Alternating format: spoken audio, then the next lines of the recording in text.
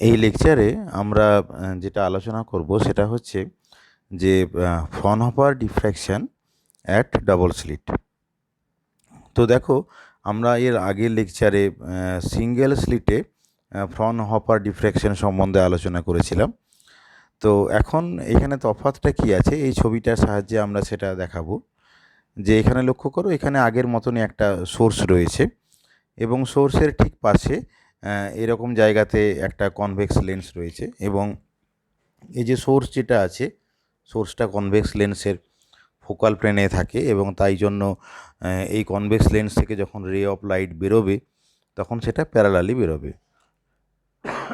এবার প্যারালালি রে অফ লাইটগুলো বেরিয়ে সেটা যখন আসছে তখন সে দুটো স্লিটের মধ্য দিয়ে যাবে। এটা হচ্ছে পার্থক্য। দুটো স্লিট কোথায় কোথায় একটু ভালো করে লক্ষ্য করো।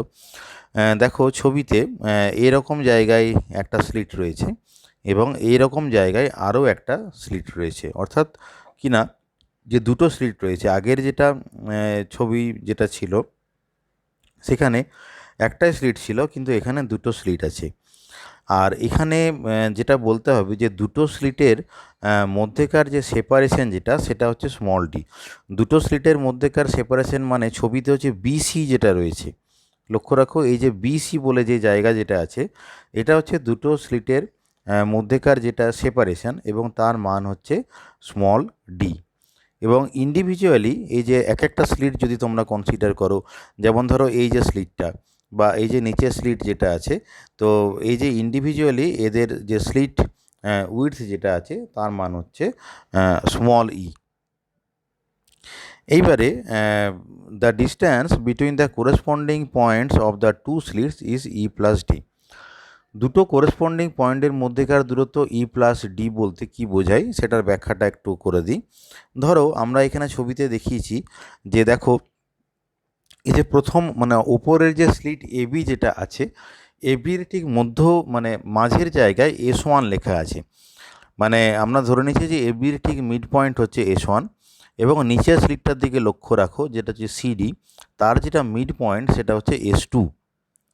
এইবার তোমরা দেখো যে S1 থেকে S2 এই দূরত্বটা কত হবে। S1 থেকে S2-র দূরত্বটা আমরা এইভাবে ভাবতে পারি যে বিসি মানে দুটো স্লিটের সেপারেশন, সেটা তো স্মল ডি, এটা আমরা আগেই বলেছি। তাহলে এটা হচ্ছে স্মল ডি। এবারে S1 অর্থাৎ বি থেকে S1 কতটা, সেটা হচ্ছে E/2, কারণ S1 এবি এর ঠিক মাঝে আছে। ই হচ্ছে স্লিটের সেপারেশন, তাহলে S1 হবে E/2, আবার S2 হবে E/2। তাহলে S1 এবং S2-র মধ্যেকার দূরত্ব হবে কত না ই প্লাস ডি, সেটা আমরা এইখানে দেখিয়েছি। এই যে ই প্লাস ডি যেটা, এটা হচ্ছে যে S1 এবং S2 এর মধ্যেকার সেপারেশন। সেটা আমরা বলেছি যে the distance between the corresponding points of the two slits is e plus d. এইবারে এই যে রে অফ লাইটটা স্লিট থেকে বেরিয়ে প্রথমে একটা লেন্স এলের মধ্য দিয়ে যাওয়ার পরে একটা স্ক্রিন আছে, এই জায়গাটা হচ্ছে একটা স্ক্রিন। এই স্ক্রিনের মধ্যে এই যে রে অফ লাইটটা ফোকাসড হয়েছে, মানে স্ক্রিনটা আবার ওই যে লেন্স যেটা আছে তার ফোকাল প্লেনে আছে। মানে রে অফ লাইটটা আফটার ডিফ্র্যাকশান হওয়ার পরে XY স্ক্রিনের মধ্যে একটা ফ্রিঞ্জ প্যাটার্ন তৈরি হয়েছে। কিভাবে ফ্রিঞ্জ প্যাটার্ন তৈরি হয়েছে সেটা আমরা স্টেপ বাই স্টেপ এবারে আলোচনা করব। তো এইবারে এখানে যেটা বলার যে the pattern obtained on the screen is the diffraction pattern due to a single slit on which a system of interference fringes is superposed। এই লাইনটা খুব গুরুত্বপূর্ণ, তোমরা লক্ষ্য করে রাখো এখানে কি বলা হয়েছে। যে এইখানে যে ঘটনাটা ঘটছে, আমরা তো আগের লেকচারে একটা স্লিট দিয়ে কিভাবে ডিফ্র্যাকশান হয় সেটা আমরা দেখিয়েছি। আবার দেখো, আবার এরও আগের যে লেকচারগুলোতে আমরা ইন্টারফারেন্স সম্বন্ধেও পড়েছি। অর্থাৎ যদি দুটো স্লিট যদি থাকে, যেমন ধরো ইয়াংস ডাবল স্লিট এক্সপেরিমেন্ট, তাহলে সেখানে দুটো স্লিট থাকে। সেই দুটো স্লিটের মধ্য দিয়ে আলো যখন যাচ্ছে তখন এই যে দুটো স্লিট বেসিক্যালি এরা একটা কোহারেন্ট সোর্সের মতন আচরণ করে, যেটা আমরা যদি ইয়াংস ডাবল স্লিট এক্সপেরিমেন্টের কথা যদি ভাবি, তাহলে এই যে দুটো স্লিট এরা বেসিক্যালি দুটো কোহারেন্ট সোর্সের মতন আচরণ করবে এবং এখান থেকে রে অফ লাইট যখন বেরোবে তখন তারা একে অপরের উপর ইন্টারফেয়ার করে একটা ইন্টারফারেন্স প্যাটার্ন তৈরি করবে। তাহলে এখানে যেটা মানে সবথেকে গুরুত্বপূর্ণ বিষয় যেটা হলো যে ইন্ডিভিজুয়ালি প্রত্যেকটা স্লিট ডিফ্র্যাকশন প্যাটার্ন তৈরি করবে এবং এই ডিফ্র্যাকশন প্যাটার্নের থিওরিটা অলরেডি আমরা Fraunhofer diffraction in single slit এই লেকচারে আলোচনা করে দিয়েছি। তার সঙ্গে আরও একটা ঘটনা যেটা ঘটবে সেটা হচ্ছে ইন্টারফারেন্স তৈরি হবে। মানে দুটো স্লিট রয়েছে, এই দুটো স্লিট হচ্ছে সোর্স অফ মানে এই দুটো স্লিট হচ্ছে কোহারেন্ট সোর্স। এই কোহারেন্ট সোর্স থেকে রে অফ লাইট যখন বেরোবে তখন তারা একে অপরের উপরে ইন্টারফেয়ার করবে। তার মানে মজার ব্যাপার যেটা হলো যে এখানে ডিফ্র্যাকশন এবং ইন্টারফারেন্স কিন্তু একই সঙ্গে ঘটছে, সাইমালটেনিয়াসলি ঘটছে এবং তার যে একটা রেজাল্টেন্ট প্যাটার্ন আমরা পাচ্ছি। মানে বেসিক্যালি এই ফেনোমেনা যেটা হচ্ছে যে আমরা যদি ইন্ডিভিজুয়ালি ইন্টারফারেন্স যদি বলি, ইন্ডিভিজুয়ালি যদি রিফ্র্যাকশন ফেনোমেনা সম্বন্ধে আলোচনা করি, তার থেকে একটু কমপ্লিকেটেড প্যাটার্ন আমরা XY যে স্ক্রিন যেটা আছে সেই XY স্ক্রিনের মধ্যে পাবো। এখন ঠিক কীভাবে সেই প্যাটার্নটা তৈরি হবে সেটা আমরা স্টেপ বাই স্টেপ আলোচনা করছি। বাই হাইজেন্স প্রিন্সিপাল অনুসারে জানি যে every point in the slits AB and CD, মানে আমরা তো দুটো স্লিটের কথা বলছি, AB এবং CD ছবিতে দেখে নাও তোমরা, ওপরে একটা স্লিট আছে AB, নিচে একটা স্লিট আছে CD। তো AB and CD sends out secondary wavelets in all direction, এরা কিন্তু প্রত্যেকটা দিকে সেকেন্ডারি ওয়েভলেটস পাঠাচ্ছে। ফ্রম দ্য থিওরি অফ ডিফ্র্যাকশনের থিওরিতে আমরা জানি যে অ্যাট এ সিঙ্গেল স্লিট, যদি একটা সিঙ্গেল স্লিট যদি থাকে, the resultant amplitude due to wavelets diffracted from each slit in a direction of theta is a sin alpha by alpha।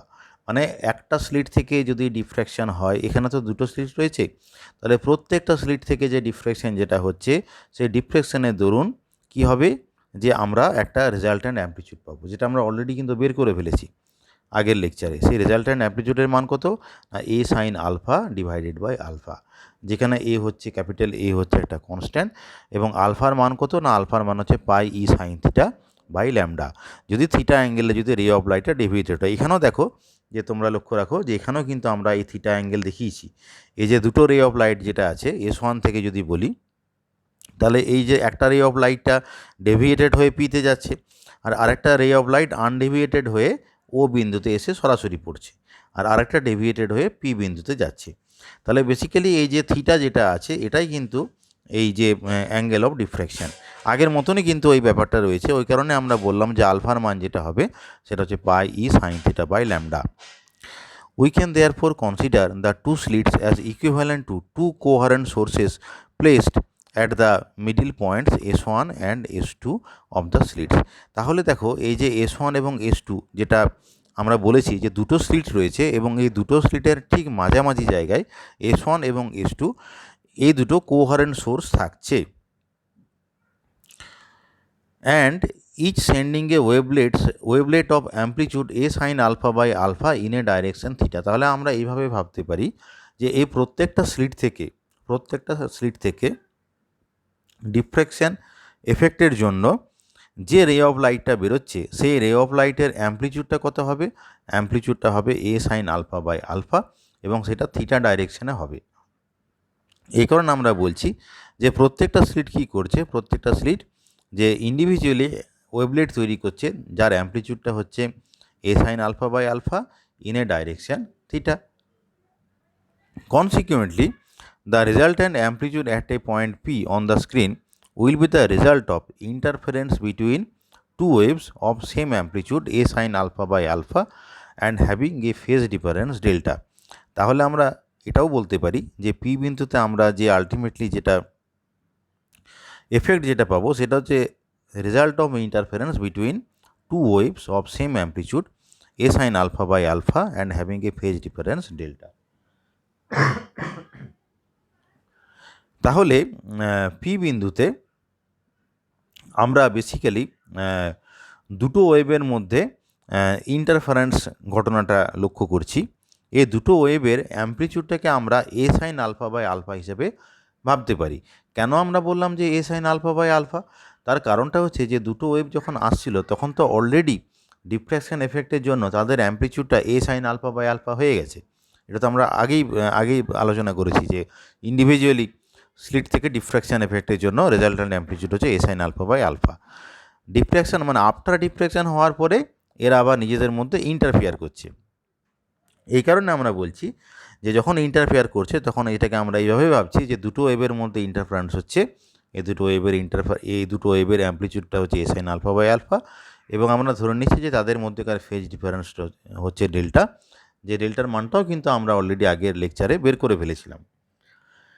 এইবারে আমরা একটা ব্যাপার ভাবি যে ঠিক আগের লেকচারে আমরা যে পদ্ধতিতে অগ্রসর হয়েছিলাম, যে দুটো রে অফ লাইটের কথা আমরা ভাবছি, একটা হচ্ছে S1P এবং হচ্ছে S2P, অর্থাৎ S1 এবং S2 এই দুটো যে মানে সোর্স আমরা ভাবছি যে দুটো স্লিটের ঠিক মাঝামাঝি জায়গায় S1 এবং S2 যে দুটো সোর্স রাখা আছে, তাহলে S1P এটা একটা রে অফ লাইট এবং S2P এটা হচ্ছে আরেকটা রে অফ লাইট।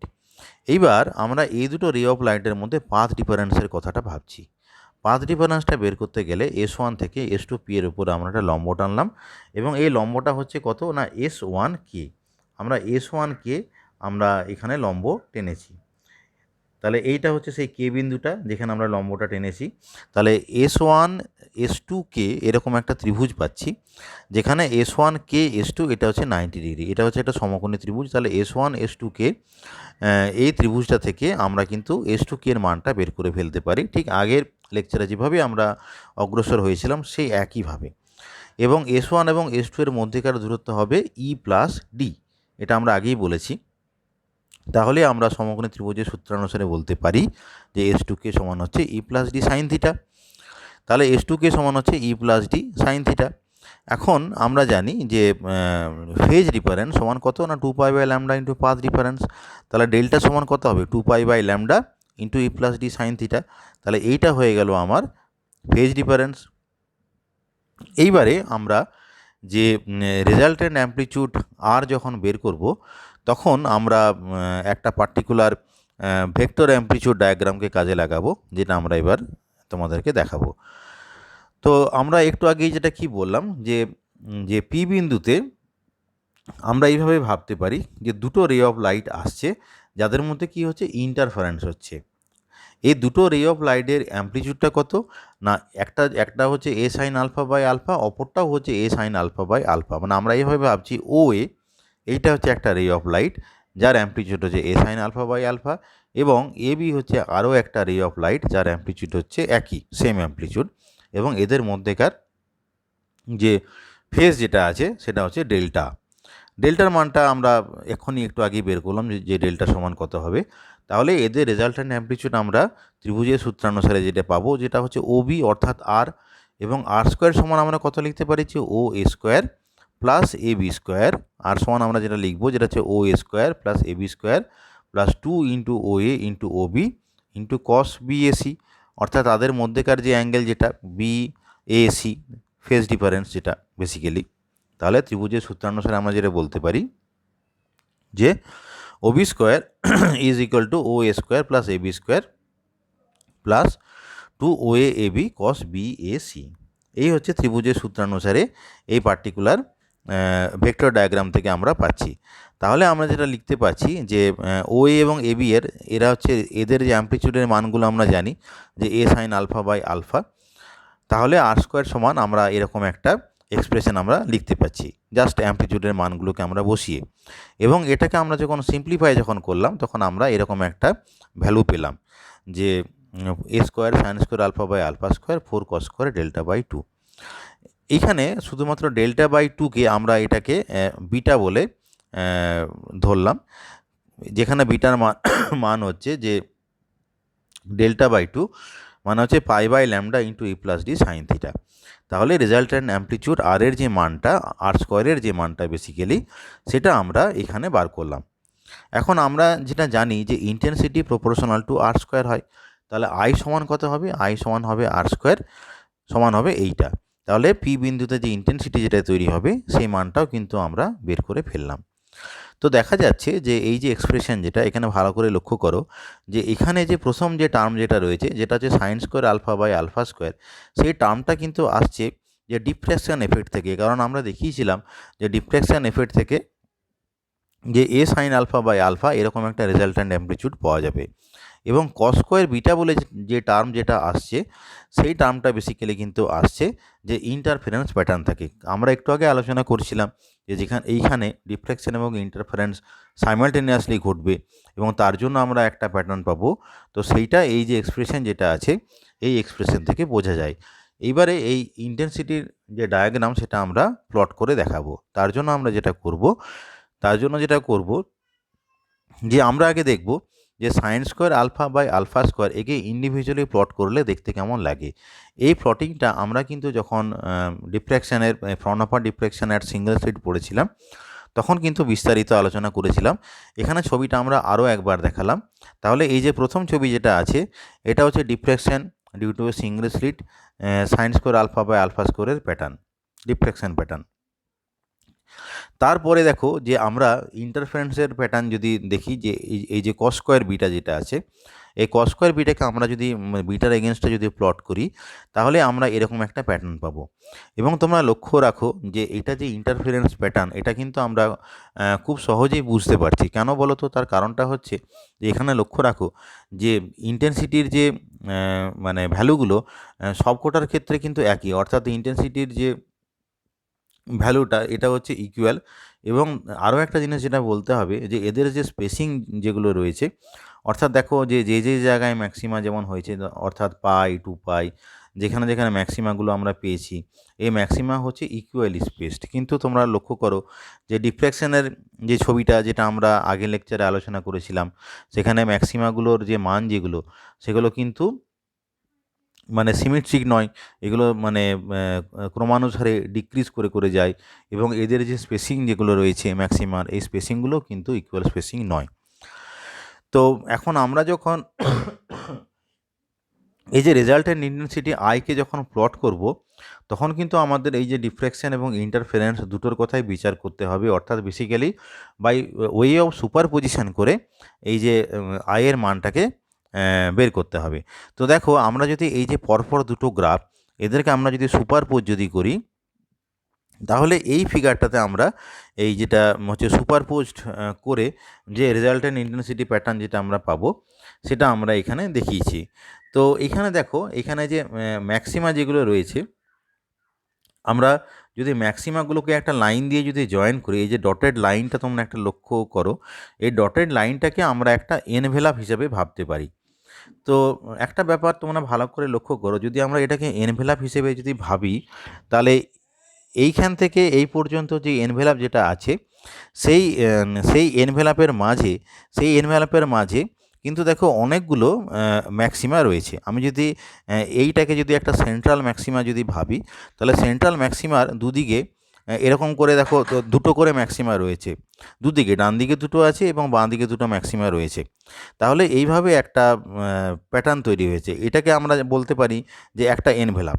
এরপরে দেখো এইটা হচ্ছে আরেকটা এনভেলাপ, এদিকে রাইট সাইডে একটা এনভেলাপ তৈরি হয়েছে, আরও একটা এটা এনভেলাপ, এটা হচ্ছে আরও একটা এনভেলাপ, মানে এরকম অনেকগুলো এনভেলাপ কিন্তু পর পর থাকবে।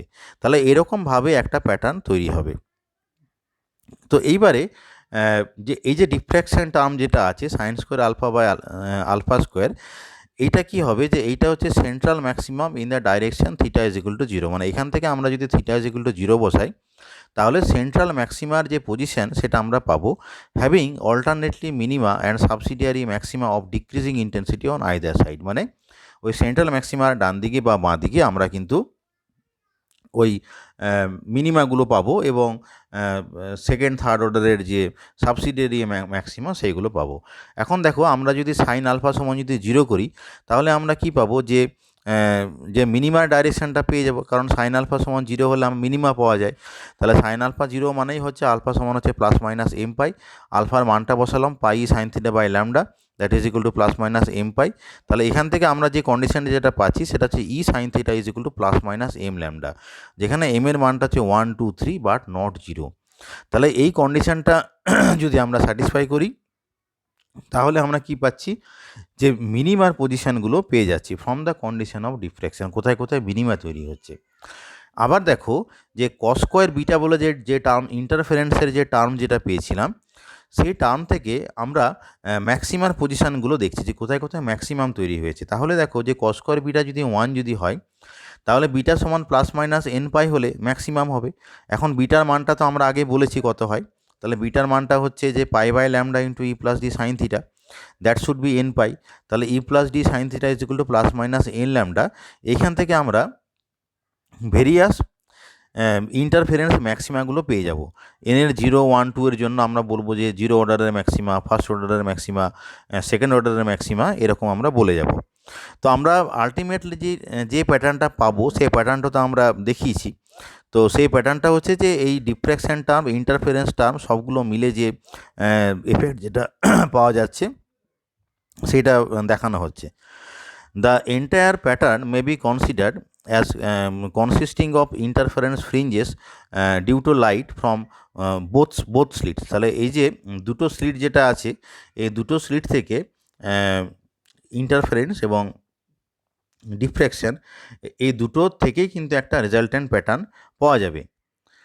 তো যেটা হচ্ছে যে intensities of this fringes being govern by diffraction occurring at the individual slits. মানে বেসিক্যালি যেটা সহজভাবে যদি বলি যে দুটো স্লিট থেকে প্রথমে ডিফ্র্যাকশন হলো, ডিফ্র্যাকশন হওয়ার পরে এই যে দুটো রে অফ লাইট তারা আবার নিজেদের মধ্যে ইন্টারফারেন্স তৈরি করে একটা প্যাটার্ন তৈরি করছে। এবার কোথায় কোথায় ম্যাক্সিমা হচ্ছে সেটা আমরা এই যে ইন্টারফারেন্স প্যাটার্ন সেখান থেকে বার করলাম। আর মিনিমা মানে কি, মানে প্রথমে যে ঘটনাটা ঘটেছিল ডিফ্র্যাকশন এফেক্ট, সেখান থেকে মিনিমা কোথায় কোথায় তৈরি হবে সেটা তো অলরেডি আমরা এই যে ই সাইন থিটা যেগুলো প্লাস মাইনাস এম ল্যামডা সেখান থেকে আমরা বের করলাম। এইবারে দুটো এফেক্ট আমরা দেখব, যে effect of increasing slit width, অর্থাৎ স্লিট উইডথ এবং আমরা এই যে ডিস্টেন্স বিটুইন টু স্লিটস এই দুটো চেঞ্জ করলে প্যাটার্নের কীরকম চেঞ্জ হয় সেটা আমরা দেখব। কিন্তু এখানে একটা জিনিস মনে রাখতে হবে যে যেহেতু এখানে ইন্টারফারেন্স এবং ডিফ্র্যাকশন দুটো সাইমালটেনিয়াস ঘটনা ঘটছে, এই জন্য এই যে রেজাল্ট্যান্ট এফেক্ট যেটা পাবো সেটা কিন্তু ইন্ডিভিজুয়ালি ইন্টারফারেন্স ফেনোমেনা বা একটা সিঙ্গেল স্লিটের ডিফ্র্যাকশন ফেনোমেনার থেকে একটুখানি কমপ্লিকেটেড। তো প্রথমে আমরা দেখে নিই যে স্লিট উইডথের রেজাল্টটা কীরকম হয়। If we increase the slit width e, যদি ইকে যদি আমরা বাড়াই, the envelope of the fringe pattern changes. এই এনভেলাপ বলতে কি বোঝায় সেটা তো আমরা তোমাদেরকে দেখালাম। সেই এনভেলাপের প্যাটার্নটা কিন্তু চেঞ্জ হয়ে যায়। এবং কেমনভাবে চেঞ্জ হয়ে দেখো, so that its central peak is sharper, central পিকটা খুব শার্প হয়ে যায়। The fringe spacing which depends on slit separation does not change. এই যে ফ্রিঞ্জের যে স্পেসিং যেগুলো আছে, এই ফ্রিঞ্জের স্পেসিংয়ের কিন্তু কোনো চেঞ্জ হয় না। এবং যেটা হয় যে less interference maxima now fall within the central diffraction maximum. এটা তোমাদেরকে আমরা একটু ছবির সাহায্যে দেখাই, তাহলে বোঝা যাবে। এই যে দেখো, এই যে প্রথম যে এনভেলাপের কথা আমরা দেখিয়েছিলাম, এই ফার্স্ট এনভেলাপ যেটা, এই ফার্স্ট এনভেলাপের মধ্যে কি আছে দেখো, অনেকগুলো ছোট ছোট ইন্টারফারেন্স ম্যাক্সিমা রয়েছে। ছোট ছোট এখানে টোটাল দেখানো হয়েছে 1, 2, 3, 4, 5, 5টা ম্যাক্সিমা ফার্স্ট এনভেলাপের মধ্যে রয়েছে। এখন দেখা যাবে এই যে স্লিটের উইথটা যদি বাড়ানো হয়, তাহলে এই যে এনভেলাপের মধ্যে যে নাম্বার অফ ম্যাক্সিমা যেগুলো রয়েছে, সেই নাম্বার অফ ম্যাক্সিমার যে সংখ্যা যেটা, সেই সংখ্যাটা কমে যাবে। সেই ঘটনাটা ঘটবে যে less interference maxima now fall within the central diffraction maxima. এইবার আরেকটা ঘটনাটা কি না, effect of increasing the distance between the slits, অর্থাৎ ডি যদি বাড়ানো হয়, স্লিট উইথ ইটা আনচেঞ্জ আছে, ডিটাকে বাড়াচ্ছি, তখন কি হবে যে দ্য ফ্রিঞ্জেস বিকাম ক্লোজ টুগেদার। তাহলে ডিটাকে যদি আমরা বাড়িয়ে দিই, তখন কি হবে যে ইন্টারফারেন্স যে ফ্রিঞ্জ যেগুলো আছে সেগুলো অনেক কাছাকাছি চলে আসবে। কাছাকাছি চলে আসার জন্য যেটা হবে যে the envelope of the pattern remain unchanged, এনভেলাপটার কোনো চেঞ্জ হচ্ছে না। Thus more interference maxima now fall within the central envelope. তাহলে আগে যে ছবিটা দেখিয়েছিলাম যে একটা এনভেলাপের মধ্যে 5টা ম্যাক্সিমাম আছে, এই সংখ্যাটা কিন্তু আরও অনেক বেড়ে যাবে, মানে আগেরটার থেকে উল্টো ঘটনা ঘটবে। প্রথম ক্ষেত্রে বলেছিলাম যে স্লিট উইডথ যদি বাড়াই, তাহলে কি হবে যে এই এনভেলাপের মধ্যে নাম্বার অফ ম্যাক্সিমামটা কমে যাবে, এবং দ্বিতীয় ক্ষেত্রে কি হবে যে এই যে এনভেলাপের মধ্যে নাম্বার অফ ইন্টারফারেন্স ম্যাক্সিমার সংখ্যাটা বেড়ে যাবে। এই হচ্ছে ঘটনাটা। এরপর আরেকটা ঘটনা যেটা ঘটে এই Fraunhofer diffraction of double স্লিটে, যেটা হচ্ছে মিসিং অর্ডার বা অ্যাবসেন্ট অর্ডার দেখা যায়। এটা আমরা কিভাবে ব্যাখ্যা করব। For certain values of d এর কতগুলো ভ্যালুর জন্য certain interference maxima become absent from the pattern, কিছু ইন্টারফারেন্স ম্যাক্সিমা প্যাটার্ন থেকে অ্যাবসেন্ট হয়ে যায়। Suppose for some value of theta, আমরা থিটার কিছু ভ্যালুর জন্য the following conditions are simultaneously satisfied. ভালো করে এটা লক্ষ্য করো যে আমরা আগে বলেছিলাম যে ইন্টারফারেন্স ম্যাক্সিমা কখন দেখা যাবে না e plus d sine theta is equal to plus minus n lambda, এটা যদি স্যাটিসফাই করে তাহলে ইন্টারফারেন্স ম্যাক্সিমা দেখা যাবে, আমরা অলরেডি বলেছি। আবার ডিফ্র্যাকশন মিনিমা কখন দেখা যায় না যখন e sine theta equal to plus minus m lambda, এই কন্ডিশনটা যখন স্যাটিসফাই হয় তখন ডিফ্র্যাকশন মিনিমা দেখা যায়। এখন ধরে নেওয়া যাক এই যে থিটার কিছু নির্দিষ্ট মানের জন্য একই সাথে এই দুটো কন্ডিশন স্যাটিসফাই হয়ে গেল, অর্থাৎ ম্যাক্সিমার কন্ডিশনও স্যাটিসফাই হয়ে গেল, মিনিমার কন্ডিশনও একসঙ্গে স্যাটিসফাই হয়ে গেল থিটার কিছু কিছু ভ্যালুর জন্য। তখন কি হবে যে according to the first condition there should be an interference maximum in the direction theta, first condition অনুসারে ইন্টারফারেন্স ম্যাক্সিমাম পাওয়া যাবে।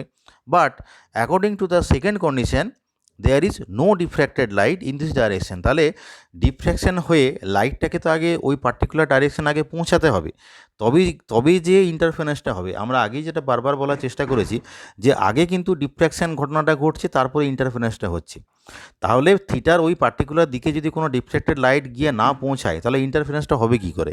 তার মানে বেসিক্যালি যে ঘটনাটা দেখা যাবে যে therefore the interference maximum will be absent in this direction, তাহলে থিটার এই পার্টিকুলার ভ্যালুগুলোর জন্য কোনো রকম কোনো ইন্টারফারেন্স ম্যাক্সিমাম কিন্তু পাওয়া যাচ্ছে না। এখন দেখো এই দুটো কন্ডিশন যদি সাইমালটেনিয়াসলি যদি স্যাটিসফাই যদি হয় তখন আমরা যেটা বলতে পারি যে e plus d by e, মানে বেসিক্যালি দুটো ইকুয়েশনকে ভাগ করা হয়েছে, তাহলে e plus d by e is equal to n by m, অথবা এন সমান 2m যদি আমরা রাফলি ধরে নিই যে d is equal to e যদি ধরে নিই আর কি, তাহলে এন সমান বলা যায় যে 2m ফ্রম দ্য ইকুয়েশন 5।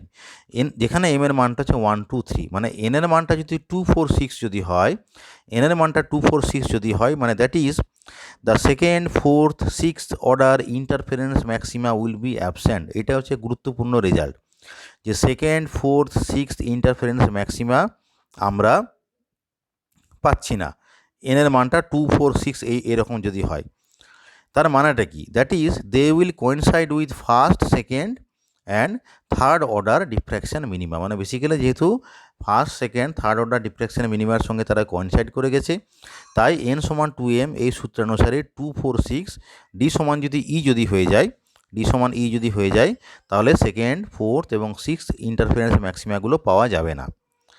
তাহলে কি হবে? সেকেন্ড 4 6 পাওয়া যাচ্ছে না, কিন্তু 0 আর 1 কিন্তু পাওয়া যাবে, জিরোথ এবং ফার্স্ট ইন্টারফারেন্স ম্যাক্সিমাম পাওয়া যাবে।